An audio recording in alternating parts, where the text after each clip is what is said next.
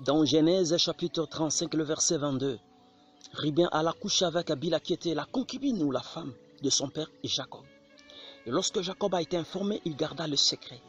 Il avait attendu le jour de son départ. Dans Genèse chapitre 49, le verset 1er, il rassemble tous les enfants pour de bénédictions prophétiques. Il commence par Ribin parce que Ribin était son premier-né. Il lui dit, tu es ma force, ma vigueur. Je me rappelle, c'était extraordinaire ces jours-là avec Léa, ta mère. Mais tu m'as trahi. J'enlève en toi le premier-né, la prédominance. Plus jamais tu seras les derniers. Nous avons deux sortes de malédictions. Nous avons la malédiction involontaire qui consiste, peut-être tu n'es pas fautif, tu es innocent, peut-être c'est ta famille, c'est dans ta lignée, c'est ta mère ou ton père. Les ancêtres de votre famille qui ont fait les alliances avec le séjour des morts, les esprits des eaux, des maris des nuits, des femmes des nuits. Voilà pourquoi toi tu subis cette condamnation. J'aimerais simplement vous dire ce qui peut briser le cycle des condamnations, des malédictions, des envoûtements, des maris des nuits, des femmes des nuits, des esprits héréditaires par le sang. C'est la miséricorde de Dieu. C'est la chambre de Dieu, d'ailleurs. Et nous avons aussi la malédiction volontaire. La personne, elle est consciente de ses actes mauvaises. La personne est consciente qu'elle est sorcière, méchante. La personne pratique la magie, la divination. La personne, peut-être tu as pris les maris par le fétiche. Peut-être tu es là, assisté par les divinités. Tôt ou tard, tu seras réclamé parce que le diable n'a pas d'amis. Il n'y a que Jésus-Christ qui a d'amis. Que l'Éternel te bénisse abondamment. Et la descendance maintenant de Ribin commence à vivre des échecs répétés, des malédictions, des condamnations. Et cette descendance va maintenant chercher Moïse pour dire à Moïse, regarde ce que nous sommes devenus à cause de notre père qui est Ribin parce que il avait couché avec la femme de son père et son père l'avait maudit et nous sommes aujourd'hui méconnaissables.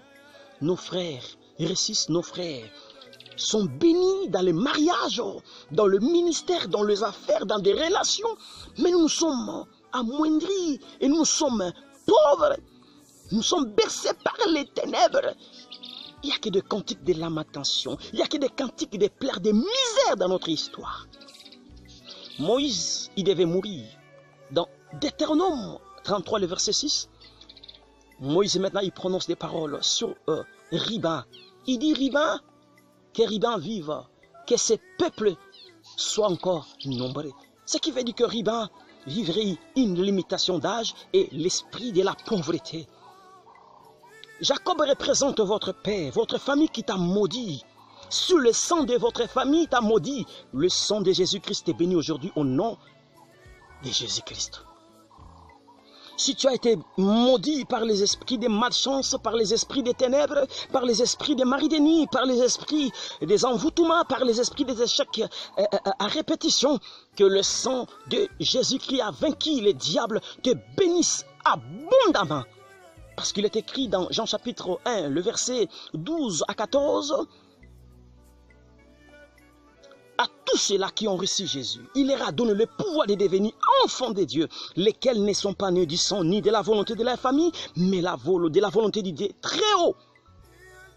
Ce n'est pas la volonté de ton père, ce n'est pas la volonté de ta mère, ce n'est pas la volonté de ta famille, mais c'est par la volonté du sang de Jésus que tu es né. Que Ribin vive encore. Si Jacob, qui est l'image de ta famille, t'a maudit, nous avons aussi notre Moïse. Et notre Moïse, il s'appelle simplement Jésus-Christ. Lui aussi, avant de mourir sur la croix de Golgotha, il a dit, Père, tout est accompli. Colossiens 2, 13 à 14, il a effacé l'acte qui était condamné, l'acte des maris de nuit, des ordonnances de famille. Ils ont refusé peut-être le mariage, l'abondance, la bénédiction, la prospérité, une vie de croissance. Ils ont refusé que vous ayez très loin, ils ont refusé que vous ayez de la prospérité. Mais Jésus-Christ, il a dit, tout est accompli. C'est pour dire, moi j'annule ce que Jacob, moi j'annule ce que ta mère, ce que ton père t'a dit sur toi. Moi, Jésus-Christ, qui est le plus grand que Jacob, qui est le plus grand que Moïse, j'annonce, je prononce des paroles, des bénédictions sur ta descendance. Que l'Éternel te bénisse.